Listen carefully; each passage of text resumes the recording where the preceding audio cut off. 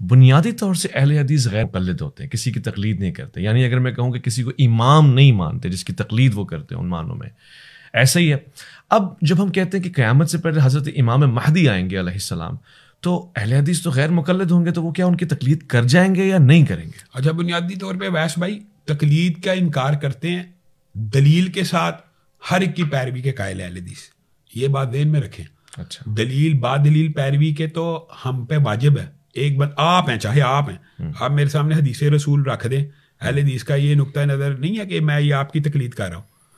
ہم رفع دین اس لیے کرتے ہیں کہ حدیث رسول ہے, اس لیے نہیں کرتے اہل حدیث ہیں. اب یہ تھوڑا ڈفرنس سمجھیں.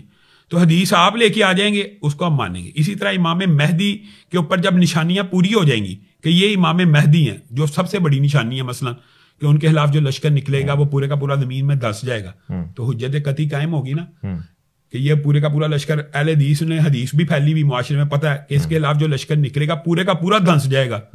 اس کے بعد ان کی پیروی کرنا تو واجب ہو گیا. اس وقت تقلید کریں گے نا. پھر تقلید سے مراد یہاں پہ دلیل واجب دیکھیں, تقلید نہیں ہوگی. امام مہدی نے کوئی نیا دین تو نہیں ایجاد کرنا, اسی دین کی انہوں نے رسول اللہ صلی اللہ علیہ وسلم کی سنت کے مطابق نماز پڑھنی ہے, ہم نے ویسے ہی پڑھنی ہے جیسے انہوں نے پڑھی. امام مہدی کو امام ماننا, یا امام بخاری کو, امام مسلم کو, امام ابو حنیفہ کو, یہ بھی آپ مسکنسیپشن ختم کریں تاکہ آڈینس کو بھی پتہ لگے ہم ان سب کو امام مانتے ہیں, لیکن ان کی تقلید کے قائل نہیں. تقلید یہ کہتے ہیں بلا تقلید کی جو ہماری ڈیفینیشن جس کو ہم جس کے خلاف ہیں وہ یہ ہے, تقلید کہتے ہیں امام کے ہر قول فعل عمل کو بغیر دلیل قبول کر لینا. بس یہ نہیں ہم قائل, یعنی یہ بعد دلیل ہم قائل ہیں.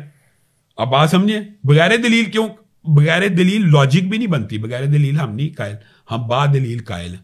بس اتنا اور آسان کر دیں, امام مہدی علیہ السلام کی بھی تقلید نہیں کریں, تقلید نہیں ہونی, ان کی تو اتباع نہیں ہے. دیکھیں رسول اللہ کی اتباع ہوتی ہے, رسول اللہ کی پیروی ہوتی ہے, ائمہ کی بھی پیروی ہونی چاہیے. امام مہدی کی بھی پیروی ہوگی, امام مہدی کی بھی تقلید نہیں ہوگی, حضور کی بھی تقلید نہیں ہوگی. رسول اللہ صلی اللہ علیہ وسلم واحد کائنات میں ایسی شخصیت ہیں کہ ان کی تقلید ہوگی. کیوں کہ وہ معصوم عن الخطا ہیں, ان سے تو غلطی ہو نہیں سکتی. ان سے بندہ رسول اللہ سے کہہ سکتا ہے آپ کے پاس اس بات کی کیا دلیل ہے. حضرت ابو بکر سے تو لوگوں نے پوچھا نا کہ آپ کے پاس اس بات کی کیا دلیل ہے. رسول اللہ کے بعد سب سے افضل حضرت ابو بکر, اگر ان سے پوچھا جا سکتا ہے آپ کے پاس کیا دلیل ہے. حضرت عمر سے پوچھا گیا آپ کے پاس کیا دلیل ہے. حضرت عثمان سے پوچھا گیا, حضرت علی سے, متعدد سینکڑوں واقعات میں آپ کو بتا سکتا ہوں. حضرت ابو بکر کی بھی تقلید نہیں ہو سکتی, حالانکہ وہ راشد خلیفہ ہیں, خلیفہ راشد ہیں. ان کے پاس یہ سند موجود ہے, ان کے پاس یہ سند موجود ہے کہ خلفائے راشدین کی سنت کے اوپر عمل کرنا چاہیے. اور کس نے مخالفت کی سب سے پہلے؟ حضرت عمر نے. آپ کو پتا نا یہ واقعہ, چور آیا تو جب اس کے دوسرے ہاتھ کے کٹنے کی باری ہے, حضرت ابو بکر نرم دل تھے, انہوں نے کہا اگر اس کا ہاتھ کاٹا تو بیت الخلاء, استنجا, کھانا پینا کیسا کھائے گا, تو انہوں نے آرڈر جاری کیا اس کے پاؤں کو کاٹ دیا جائے. تو حضرت عمر نے آگے کیا کہا تھا, آپ کے پاس اس عمل کی کیا دلیل ہے؟ تقلید حضرت ابو بکر کی بھی نہیں. اور کیا جملہ کہا, السنت الید, ہاتھ کو کاٹنا مدینے والے کی سنت ہے. ابو بکر ان کے فتوے کے سامنے آپ کا حکم نہیں چل سکتا.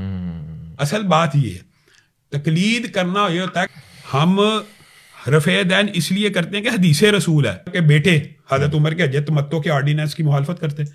حضرت عمر نے حج تمتع پہ پابندی لگا دی کہ یار یہ خانہ کعبہ میں گیا ہوں, ویران ہے, لوگ حج کے ساتھ عمرہ کرتے ہیں, الگ الگ کر دیا جائے. تو عبداللہ ابن عمر نے پہلا احرام باندھا, حج تمتع کی لبیک کہی. حضرت عمر نے بھیجا, پکڑ کے لے آئے. تو انہوں نے کہا میرے بیٹے ہو کے میرے آرڈیننس کی مخالفت. انہوں نے کہا بابا حج تمتع اس مدینہ والے کی سنت ہے جس کی قبر کے اوپر آپ آج ساتھ خطاب کر رہے ہیں, اس کی سنت کو مانو کہ اپنے باپ کے فتوے کو. تقلید حضرت ابو بکر, عمر, عثمان کی بھی نہیں, صرف اللہ کے رسول, صرف اللہ کے رسول کی. اور اصل بات یہ ہے کہ وجہ یہ ہے کہ بغیر با دلیل حوالہ تو اماموں کا بھی قبول ہے, آپ کا قبول ہے.